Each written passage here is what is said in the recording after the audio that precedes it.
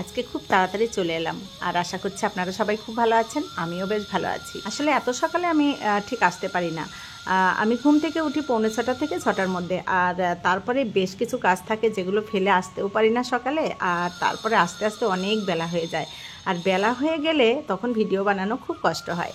যদিও এই যে 10 থেকে 15 মিনিটের ভিডিও আপনাদের সামনে প্রেজেন্ট করছি, কিন্তু সেই কাজগুলো করতে তো অনেকটাই সময় লাগে। সেটাকে কেটে ছেটে আর স্পিড বাড়িয়ে অল্প সময়ের মধ্যে আপনাদেরকে দেখাই।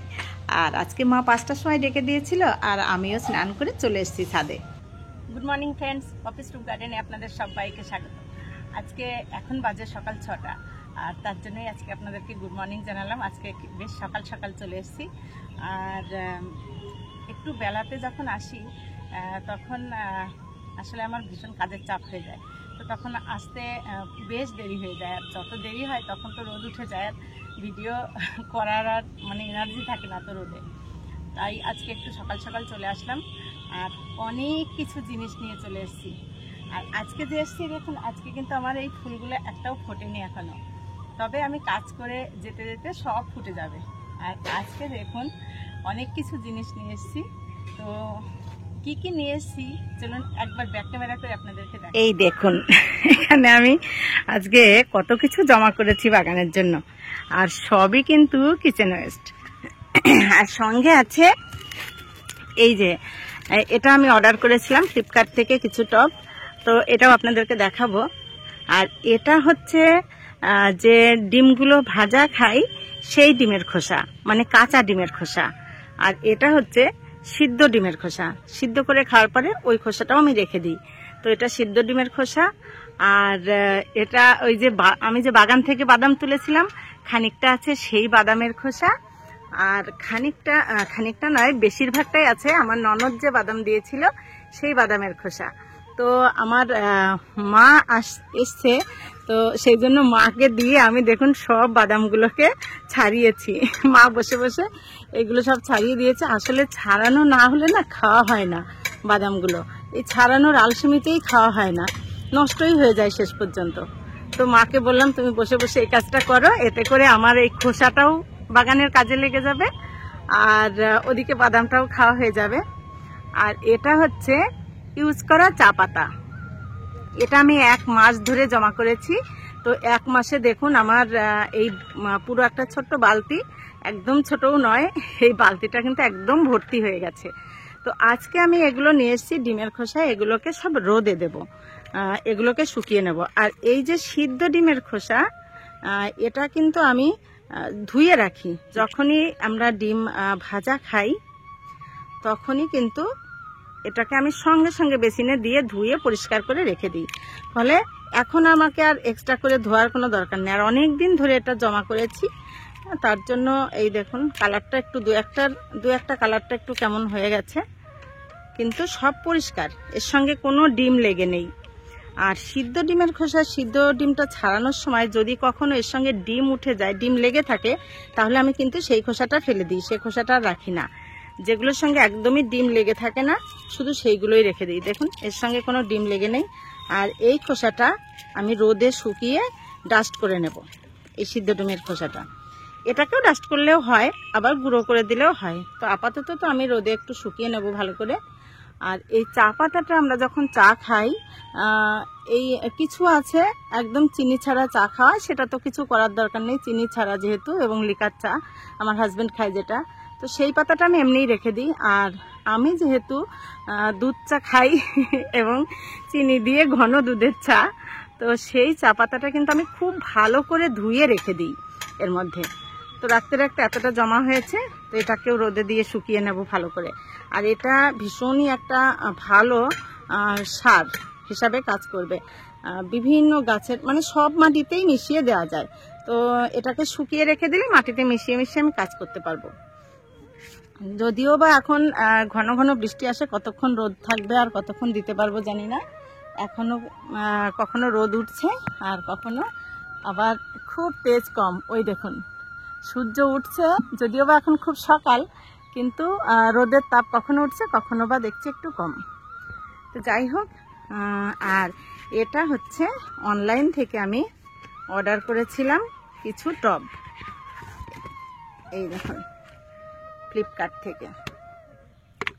তো চলুন এটা একটু দু হাতে করে খুলে আপনাদেরকে দেখাই। তার আগে দেখাই যে এই দেখুন ফ্লিপকার্ট থেকে অর্ডার করে নেওয়া এটা। তো চলুন এটা খুলে দেখাতে দেখাতে বাকি কথা বলি। আর একটা জিনিস এই যে আছে, এটাও এই দেখুন, এটাও দু হাতে করে খুলতে হবে। এটাও আমি অর্ডার করেছি। আর কি আছে এর মধ্যে সেটা দেখাতে দেখাতেই আপনাদেরকে বলছি বাকি কথা। তো প্রথমেই বলছি যে একটু মন দিয়ে দেখবেন আর শুনবেন, কারণ এই যে কথাগুলো বলবো সেই প্রশ্নগুলোই কিন্তু আবার ঘুরে ফিরে আসে, সেই জন্যই বলছি। এই যে সেটটা আমি কিনেছি, ফ্লিপকার্ট থেকে নিয়েছি 6 ইঞ্চির টব, 10টার সেট। এগুলো নিয়েছে হচ্ছে 356 টাকা, 10টা 356 টাকা। আর এই যে যেটা আমি এখন কাটছি, বড় একটা গ্রো ব্যাগ, মানে বড় বেড আর কি। এটা 5 ফুট লম্বায় আছে, আর 1 ফুট হচ্ছে ডেপথ, আর 2 ফুট চওড়া। তো ওটা নিয়েছে 722 টাকা। আমি যে প্রথম একটা বড় বেড কিনেছিলাম, আপনাদেরকে দেখিয়েছিলাম, সেই বেডটা কিন্তু এই একই সাইজ, সেটা নিয়েছিল 774 টাকা। এখন একটু দাম কমেছে। এই দেখুন এই যে টবগুলো, এগুলো সব 6 ইঞ্চির টব। আর কি সুন্দর ড্রেনেজ সিস্টেম করে দেওয়া আছে, এই দেখুন। তো এতে 1 ফোঁটাও জল দাঁড়ানোর ভয় নেই, আর ড্রেনেজ যত ভালো হবে গাছ কিন্তু তত ভালো হবে। তো চলুন এটাতে কি গাছ লাগাবো আর কেন কিনেছি সেই চারাগুলোই আপনাদেরকে এখন দেখাই। এই যে আমি স্ট্রবেরির চারাগুলো তৈরি করেছিলাম, এগুলো দেখুন লাগানো হচ্ছে না আজকাল করে করে আমার। এই দেখুন জল বেশি পড়লে বৃষ্টিতে কিন্তু এই একটা গাছে যে মরেই গেছে। কত সুন্দর চারা হয়েছিল, তো চারাটা কিন্তু মরে গেল। এটাকে আর বাঁচানো যাবে না, যদিও একটা পাতা এখনো তাজা আছে, কিন্তু এটা আর বাঁচবে না। আর এটাও বাঁচবে কিনা কোনো সিওরিটি নেই, এটারও অবস্থা খারাপ। তবে এই চারা দুটো খুবই সুন্দর হয়েছিল। আমার এই পটগুলো ছিল না বলে আমি লাগাতে পারছিলাম না, পটগুলো কালকেই এসছে। তো আজকেই আমি এগুলোকে অন্তত পক্ষে 3টে তো বাঁচবে মনে হচ্ছে, এগুলোকে ওই পটে আমি লাগিয়ে দেবো। চলুন, যে কোনো পাত্রে গাছ লাগানোর সময় প্রথমেই কিন্তু ড্রেনেজটা খুব ভালো করে লক্ষ্য করতে হবে। এটাতে যেমন খুব সুন্দর করে করা আছে, আর আমি সেটাকে মাটি দিয়ে যাতে বন্ধ না হয়ে যায়, তার জন্যই এই যে নিয়ে এসেছি বেশ কিছু বাদামের খোসা, ডিমের খোসা। তো দেখুন বাদাম লাগানোর কত সুবিধা, বাদাম খাওয়া হলো, বাদামের গাছ বেড বানানো হলো, আবার এখন বাদামের খোসাও কাজে লাগছে। এই দেখুন সবকটাতে আমি প্রথমে বাদামের খোসা দিয়েছি, তারপরে একটু করে ডিমের খোসা দিয়ে দিয়েছি। আর ডিমের খোসায় তো প্রচুর পরিমাণে ক্যালসিয়াম থাকে, তো গাছের শিকড় যখন নিচের দিকে যাবে ক্যালসিয়ামের প্রয়োজনটা মিটে যাবে এখান থেকে। আর বাদামের খোসাও, ডিমের খোসা আর বাদামের খোসা দুটোই কিন্তু ড্রেনেজ সিস্টেমের কাজে খুব ভালো কাজ করে। এগুলো সহজে পচবে না, কিন্তু অনেক সময় লাগবে। আর জলটা বেরিয়ে যেতে, মানে ড্রেনেজটা খুব ভালো হবে, জলটা বেরিয়ে যেতে সাহায্য করবে। আর এখানে আছে আমার কোকোপিট, মাটি আর গোবর সার মেশানো। তো এটা মিশিয়ে আমি আগের দিনই রেখে দিয়েছিলাম। ওই যে ওখানে কিছু বেড আমি তৈরি করেছি নতুন করে গাছ লাগাবো বলে, তো ওগুলো করে এই মাটিটা আমার বেঁচে গেছিলো সেদিন। তো সেদিন আমি এই মাটিটা রেখে দিয়েছিলাম, আজকে এই মাটিটাই দেব এই গাছ লাগানোর জন্য। সবকটাতে একটু করে ভরে নেব। আর এই দেখুন আমার কাজ করতে করতে এদিকে ফুল ফোটা শুরু হয়ে গেছে, ওই দেখুন। তো চলুন এইগুলো ভরে নিই সবকটা। এই যে হাফ হাফ আমি ভর্তি করে নিলাম। এবারে চারাগুলো আগে বসিয়ে নেব।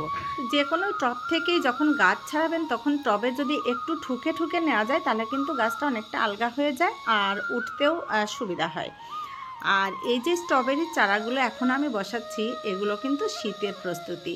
স্ট্রবেরি তো শীতেই হয়, তো এখন যদি বসিয়ে দিই আর গাছগুলোকে যদি বাঁচিয়ে রাখতে পারি, তাহলে বর্ষা চলে যাওয়ার পরেই কিন্তু একে একটু খাবার টাবার দিলে শীতের সময় দারুণ ফল দেবে। আর গত বছরে আমার তো খুব সুন্দর হয়েছিল, সেই গাছ থেকেই কিন্তু আমি এই চারাগুলো তৈরি করেছি। জানি না বাঁচিয়ে রাখতে পারবো কিনা, কারণ বর্ষাতে অনেক গাছ আমার মরেও গেছে। এই দেখুন 4টে চারাই আমি বসিয়ে দিয়েছি। আর এই চারাগুলোকে আপাতত আমি ছাদে রাখবই না, এই চারাগুলোকে আমি আমার ব্যালকনিতে নিয়ে রেখে দেবো, যাতে বৃষ্টির জলটা সবসময় না পায়। আর ব্যালকনিতে হালকা রোদ পায় সকালের দিকে, তো সেখানেই নিয়ে রেখে দেব, কারণ বৃষ্টির জলে নষ্ট হয়ে যাচ্ছে, গাছগুলো মরেই যাচ্ছে। এদিকে এই দেখুন, এটা হচ্ছে মাদার গাছ, এটা প্রায় মরে যাচ্ছিল। তো আমি দেখুন এই যে আমার ট্যাঙ্কিটা রয়েছে, তার শেডের নিচেই আমি রেখে দিয়েছি যাতে জল না পায়। আমি অনেকদিন পর পর একটু করে জল দিয়ে এটাকে বাঁচিয়ে রেখেছি, একদম শুকিয়ে যাওয়ার পর আবার জল দিচ্ছি। এই দেখুন গোড়া থেকে মরে যাচ্ছিল, কিন্তু এখনো পর্যন্ত বাঁচিয়ে রাখতে পেরেছি। জানি না শেষ পর্যন্ত থাকবে কিনা, চেষ্টা করছি রাখার। এদিকে দেখুন বেগুন গাছগুলো কিন্তু খুব সুন্দর আবার বাড়তে শুরু করেছে। এই দেখুন কি একটা পোকা, এই পোকাগুলোতেই খাচ্ছে নাকি কি জানি, এই যে পাতা খেয়েছে, উড়ে চলে গেল। তো এই বেগুন গাছগুলোতে আজকে আমি একটু খাবার দেব। কি খাবার দেব চলুন দেখাচ্ছি। এই যে নিয়ে এলাম, এই যে আগের দিন যে আমি গোবর সার, শিংকুচি, ভার্মি কম্পোস্ট দিয়ে যে খাবারটা রেডি করেছিলাম, গাছ বসালাম, তারই খানিকটা বেঁচে গেছিল। তো সেই খাবারটাই আজকে আমি এই বেগুন গাছগুলোতে দিয়ে দেবো। আমার এই বেগুন গাছগুলো কিন্তু ফাঙ্গাস লেগেছিল, একদম পাতা সাদা হয়ে গেছিল। তো আমি তখন কোনো ওষুধ ব্যবহার না করে পুরো গাছগুলোকে একদম ছেটে দিয়েছিলাম পাতা সহ। তারপরে দেখুন কি সুন্দর পাতা বেরিয়ে গাছগুলো কিন্তু আবার সুন্দর হয়েছে। এবারে একটু খাবার দিলেই আশা করা যাচ্ছে ফল দেবে। তো যাই হোক, ওদিকের কাজ সেরে চলে এলাম এদিকে যেসব জিনিসগুলো নিয়ে এসেছি, ডিমের খোসা, চা পাতা, সেগুলো তো এখন একটু রোদে দিতে হবে। আর মনে হচ্ছে রোদের তাপ খুব হবে। তো এখন আবার বলা যায় না এখনই রোদ, আবার তখনই দেখছি মেঘ করে বৃষ্টি আসছে। তো যতক্ষণ রোদ থাকে ততক্ষণ তো দিয়ে রাখি, এগুলো একটু শুকিয়ে নেওয়ার দরকার। তো দেখুন কতগুলো ডিমের খোসা আমার জমা হয়েছে। আর ডিমের খোসার যে কত গুণ আছে সে তো একটা ভিডিওতে আপনাদের সঙ্গে আমি শেয়ার করেইছিলাম। তো এখন আমি এগুলোকে শুকিয়ে রেডি করে রেখে দেব। আর তারপরে কিন্তু শীতের সময় এই যে কিছুদিন পরেই যখন মাটি তৈরি করব, এই জিনিসগুলো খুব কাজে লাগবে। এই যে চা পাতা, এটা কিন্তু ভীষণ ভালো সার। আর চা পাতায় আছে প্রচুর পরিমাণে নাইট্রোজেন, যেটা গাছের জন্য খুবই ভালো। তো এইগুলোকে যদি মাটির সঙ্গে মিশিয়ে মিশিয়ে মাটি তৈরি করা যায়, শীতের গাছ কিন্তু দারুণ সুন্দর হবে। এই দেখুন একদম ডিমের খোসাটা একটা কাপড়ের উপরে দিয়ে দিলাম। আর যেহেতু এটার থেকে একটু ভেজা ভেজা আছে, লিকুইড এতে লেগে যেতে পারে, তাই এটা আলাদা করে দিলাম চা পাতাটা। আর ওখানে ওই খোসাটা তো শুকনো খোসাই, তাই ওটা এমনি ঝুড়িতে রেখে দিলাম, বাদামের খোসাটা। তো কাজ মোটামুটি শেষ। এখন বেজে গেছে 7:30। এসেছিলাম সেই 6টায়, আর এখন 7:30, মানে 1.5 ঘন্টা। তো 1.5 ঘন্টার এই কাজটা কিন্তু আপনারা দেখতে পাবেন মাত্র 13-14 মিনিটে। আর এদিকে দেখুন আমার কাজ করতে করতে এই ফুলগুলো প্রায় ফুটে গেছে। এখানে দেখুন নয়নতারা, কি সুন্দর নয়নতারা ফুটে আছে। আর এই যে তরমুজটা কিন্তু বেশ বড় হয়েছে, তবে এইটা মনে হচ্ছে বড় হবে না, এটা ছোটই রয়েছে, এটা আর বাড়বে না। এটা হলেই গাছের মেয়াদ শেষ হয়ে যাবে। যাই হোক চলুন, আজকে অনেক কাজ হয়ে গেল। আর এই জবা গাছটায় দেখুন কত ফুল ফুটেছে আবার। যাই হোক আজকে কিন্তু বেশ অনেক কাজই হলো, আর বেশ ইম্পর্টেন্ট কাজই হলো। তো আপনাদের যদি আমার ভিডিও ভালো লাগে তাহলে লাইক, কমেন্ট, শেয়ার, সাবস্ক্রাইব করে পাশে থাকবেন। আর যদি চ্যানেলের নতুন বন্ধু হয়ে থাকেন তাহলে অবশ্যই চ্যানেলটিকে সাবস্ক্রাইব করে সাথে থাকবেন।